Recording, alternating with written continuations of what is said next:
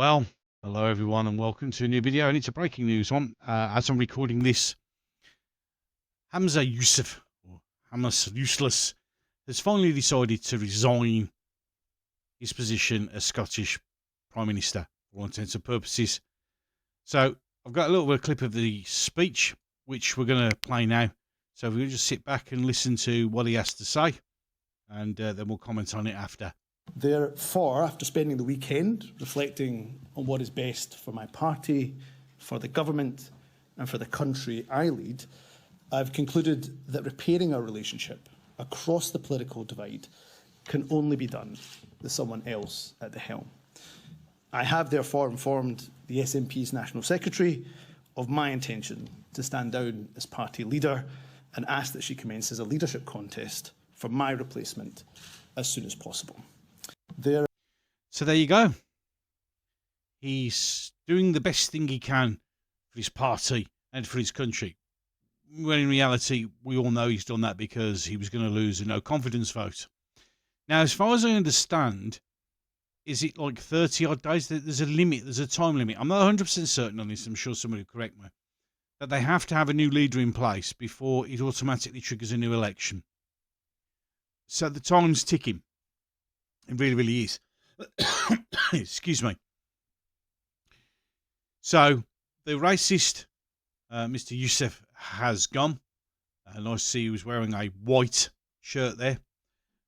And it's going to be interesting days. I mean, yes, there's much celebration to be had that this particular politician has surrendered his leadership or his dictatorship, because it was a dictatorship because no one voted him in, of Scotland. And they're now going to install another dictator because the people of Scotland won't get a choice.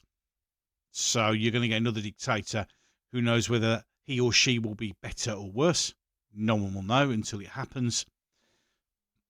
But it's also a troubling time for Scotland. Its political parties are in a complete mess. This was always going to happen. This is the problem with coalition governments. This is the problem when you do deals with other people. And it was no surprise that Alex Salmond, who was, and his Alba party with 2 seats, were the kingmakers. But they put in ridiculous demands, apparently. So it was a foregone conclusion this was going to happen. I know Narinder Kaur has been doing a usual race-baiting, country-hating stint. Oh, it's all about the racial abuse of what this guy's took his... No, in reality, he screwed up. He was in charge of a party. He's made terrible decisions.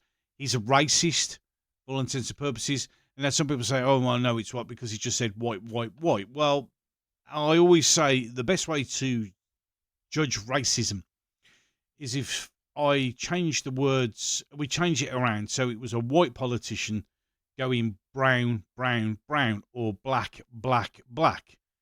And what would be happening then, and what would be the reaction then?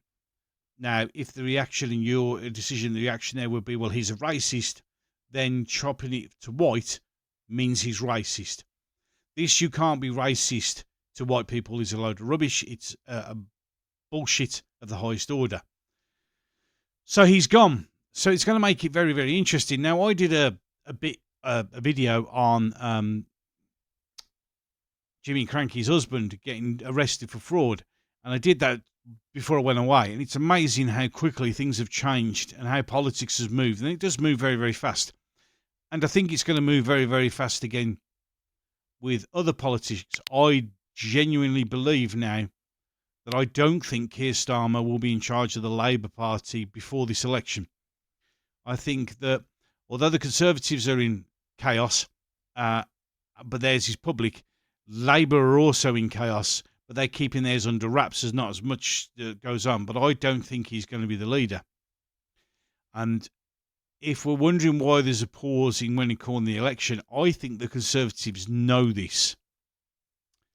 I think they know the rumblings, and what they're going to do, if they're clever, is as soon as they start their leadership challenge against Keir Starmer, that's when you call a general election. When the Labour Party is right in the midst of sorting itself out, That's when they're going to call the election. So it's going to be a snap one. I reckon it's going to be October. I still reckon it's going to be sometime in October. But from the rumblings you can hear through the Labour Party, they really don't want Keir Starmer because they think he's too soft. And also, of course, because he's not come out and jumped up and down and shouted free, free Palestine. And that, therefore, has alienated Labour's traditional Muslim voters. And the rest of the Labour Party, especially those people with seats in Muslim areas, know that. So I reckon they're going to get rid of him. When they get rid of him, that's when they're going to call the election right in the middle of their leadership challenge, which will cause absolute chaos. So it's going to be an interesting summer in the political world. But this is the first stage. Old Mr. Youssef has gone. He has resigned.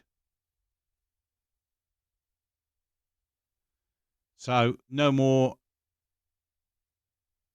I mean, I don't think many people are not unhappy about this. He was a very divisive leader. He was a terrible dictator. And the race hate law will always be associated with him, brought in for him to protect his kind. That's its sole purpose. So he's gone. It's over. Interesting to see how it pans out in Scotland now, and obviously on this channel and any other channel, we'll be keeping a very, very close eye on it. So that'll have to do for that. We'll bring it to a close. Thank you so much for watching. You know what to do. So I'm done. So it'll be, till the next one.